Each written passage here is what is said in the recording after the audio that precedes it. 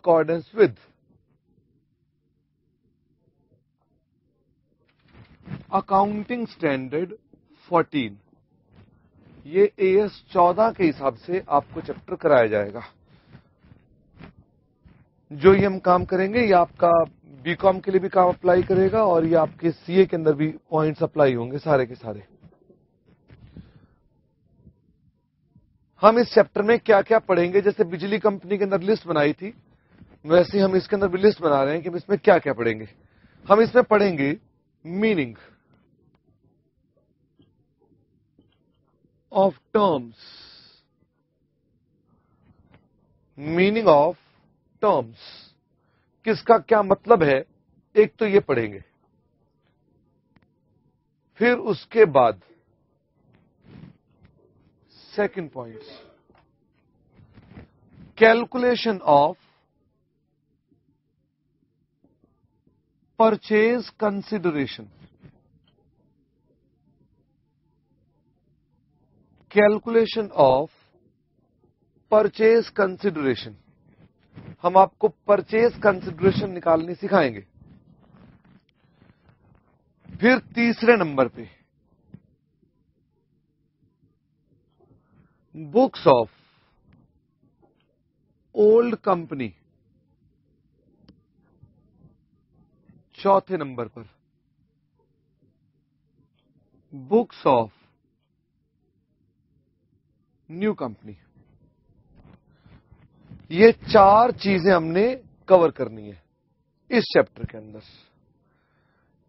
हमने आपको बताना है किस तरह से बुक्स ऑफ ओल्ड कंपनी बनती है, बुक्स ऑफ न्यू कंपनी बनती है, परचेज कंसिडरेशन निकाली जाती है और हमारी इनमें टर्म्स के मुख्य टर्म्स के मतलब क्या क्या है।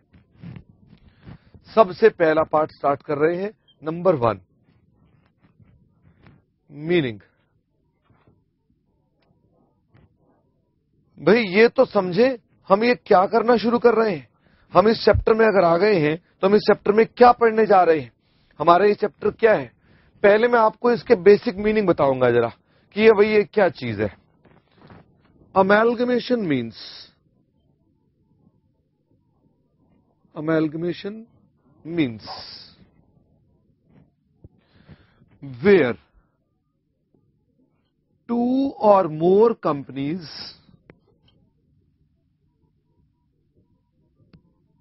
are combined to form a new company। जहां दो या दो से अधिक कंपनियां जुड़कर एक नई कंपनी बनाती हैं। Arcelor limited plus Mittal steel limited, ये दोनों कंपनियां जुड़ गई और एक नई कंपनी बन गई,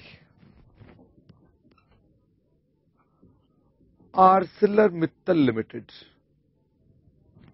ये नई कंपनी बन गई। इसका मतलब बेटे X limited plus Y limited दोनों जुड़कर एक तीसरी कंपनी बनाते हैं, जेड लिमिटेड। ये होता है अमेलगमेशन।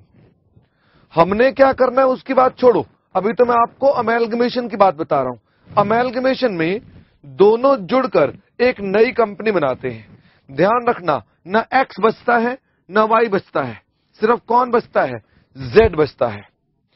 इनको कहा जाता है ओल्ड कंपनीज। जो बंद हो रही हैं वो है ओल्ड कंपनीज और जो नई बनकर आई है इसे बोलते हैं न्यू कंपनी। इसका मतलब मैं आपको बाद में जब अकाउंटिंग कराऊंगा तो ओल्ड कंपनी की और न्यू कंपनी की जो अकाउंटिंग कराऊंगा तो ये अकाउंटिंग के पर्पसेस से हमारे पास ये इन दोनों की अकाउंटिंग भी होगी और जेड कंपनी की भी अकाउंटिंग होगी। आगे और लिखते हैं जी। ये मैंने आपको पहला मीनिंग बताया था अमेलगमेशन। दूसरा absorption। Absorption means where one company takes over another company one company takes over another company, थोड़ा फोकस बनाएंगे जी वहां पर आप, one company takes over another company, full stop. जैसे कि Hindustan Unilever Limited plus Pond's India Limited, ये दोनों जुड़ गए। ये आप किरण जी क्या कर रहे हैं, आप फोकस क्यों नहीं बना रहे?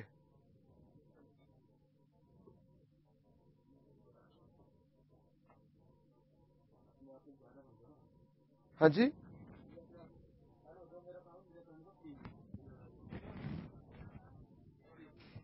Is equal to Hindustan lever जमा Pond's India is equal to Hindustan Unilever Limited. बेटे इसमें मजे की बात यह है कि एक्स लिमिटेड जमा वाई लिमिटेड में एक कंपनी बच जाएगी, एक्स लिमिटेड। दोनों में से, अभी हम फोकस ठीक कर रहे हैं, दोनों में से एक कंपनी बच जाएगी, यानी कि हमारे पास या एक्स बच जाएगी या वाई बच जाएगी, एक कंपनी उसमें बच जाएगी। इनमें से इसको हम नाम देते हैं ओल्ड कंपनी, इसको हम नाम देते हैं न्यू कंपनी।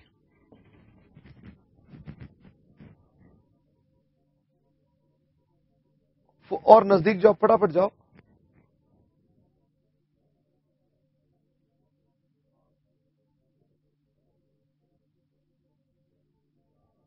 बस एक होती है एक्सटर्नल रिकंस्ट्रक्शन,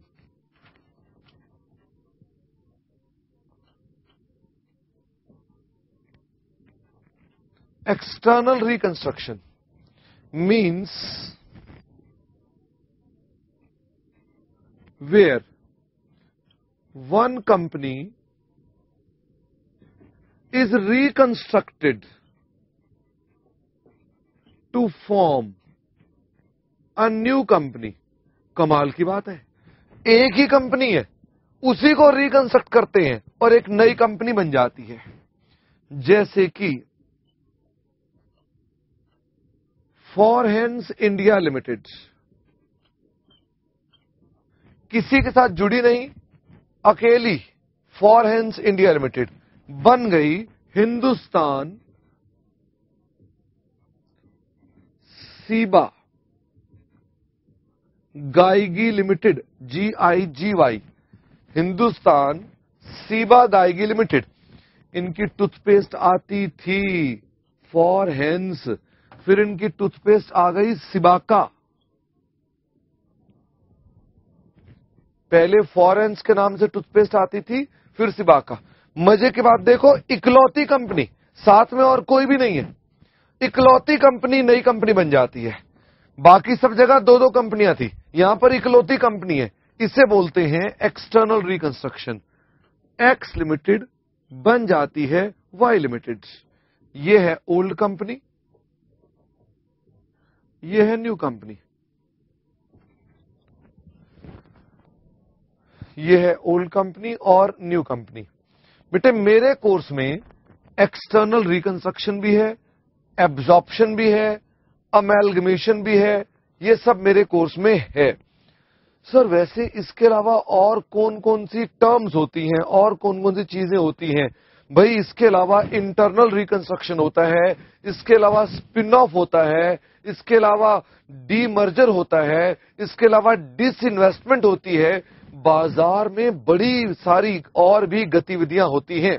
अब मेरे फोकस ले आए, हमारे पास बाजार में और भी बहुत सारी घटनाएं घटित होती हैं, यानी बाजार में बेटे कुछ ना कुछ रिस्ट्रक्चरिंग चलती रहती है। कोई ना कोई कंपनी किसी न किसी को खरीदती रहती है, बेचती रहती है। कोई ने अपना हिस्सा बेच दिया, अपना हिस्सा खरीद लिया, कंपनी ने इसको जोड़ दिया, इसको तोड़ दिया। इकोनॉमिक टाइम के 365 दिन के अखबार में से कम 30 खबरें पूरे साल भर में तो यही होती हैं, इसने इसे खरीद लिया, इसने इसको बेच दिया, इसने इसे टेक ओवर कर लिया, इसने इसको टेक ओवर नहीं किया, यानी इस तरह की खबरें होती हैं। ये बाजार में घटनाएं घटित होती हैं और आप हैं चार्टर्ड अकाउंटेंट, क्या आप ऐसी खबरों से वंचित रह सकते हैं कि आप कहें नहीं जी हमें ये चीजें नहीं चाहिए? اس لیے आपके कोर्स में इंस्टीट्यूट ये सिखाता है कि जब जब भी कोई कंपनी दूसरी कंपनी को खरीदती है या बेचती है या जुड़कर एक नई कंपनी बनाती है या वो खुद ही नई बन जाती है या कुछ भी और घटना घटित होती है, तो क्या क्या अकाउंटेंट को काम करने पड़ते हैं, वो चर्चा मेरी इस चैप्टर में होगी। हम उसको अब हम डिस्कस करेंगे कि उसकी अकाउंटिंग किस किस प्रकार से होगी। मुश्किल काम कुछ नहीं है बेटे, सिर्फ आपको आइडिया होना चाहिए कि अकाउंटिंग का बेसिक एस्पेक्ट क्या है। सर क्या इससे कोई फर्क पड़ता है कि हम लोग अमेलगमेशन कर रहे हैं या रिकंस्ट्रक्शन कर रहे हैं या हम इंटरनल रिकंस्ट्रक्शन कर रहे हैं, इससे कोई फर्क पड़ता है? हां भाई, हम लोगों को वैसे तो कोई फर्क नहीं पड़ता, लेकिन अदरवाइज टेक्निकली सब टर्म्स तो अलग अलग है। मेरा अकाउंटिंग स्टैंडर्ड 14 इन सब की एक ही अकाउंटिंग ट्रीटमेंट बताता है, जिसको मैंने क्या कहा, books of old company, books of new company. वो सिर्फ ये सिखाता है कि बुक्स ऑफ ओल्ड कंपनी कैसे बनती है, बुक्स ऑफ न्यू कंपनी। इन सब में बुक्स ऑफ ओल्ड कंपनी भी है, इन सब में बुक्स ऑफ न्यू कंपनी भी है। तो आप देखिए, इधर देखो, इनके अंदर ये दोनों ओल्ड कंपनियां हैं। किरण इधर आ जाइए, इन दोनों में एक ओल्ड कंपनी एक न्यू कंपनी है, क्योंकि ये तो एक्स नई बनी गई ना उसके अंदर, तो इसका मतलब इसमें एक ओल्ड एक न्यू है, और यहां होती एक कंपनी है और ये एक कंपनी नहीं बन जाती है। इसका मतलब मेरे इन सब केसेस में हमारे को AS 14 ओल्ड और न्यू कंपनीज की अकाउंटिंग ट्रीटमेंट दे रहा है। वो इन सब की अकाउंटिंग सिखा रहा है कि इसकी अकाउंटिंग ट्रीटमेंट करनी पड़ेगी। सर ये एक्सटर्नल रिकंस्ट्रक्शन वर्ड क्यों रखा गया? क्योंकि बेटे ये बाहरी चेंज है। फॉरेंस बन गई, हिंदुस्तान सीबाग आ गई, तो ये बाहरी चेंज है। ये इन रियलिटी में ये कंपनी बाहर से बदल रही है, भीतर से वही डायरेक्टर है, वही डायरेक्टर है, वही शेयर होल्डर्स हैं, वही एसेट्स हैं, तो इंटरनली कंपनी वही रही। रिकंस्ट्रक्शन हुआ, पुनः उसको बनाया गया, लेकिन बाहर से बनाया गया। ऐसा कंपनियां इसलिए करती हैं क्योंकि कई बार कंपनी की बदनामी हो जाती है। फॉरेंस इंडिया लिमिटेड ने ऐसा इसलिए किया था कि इसकी बदनामी हो गई थी।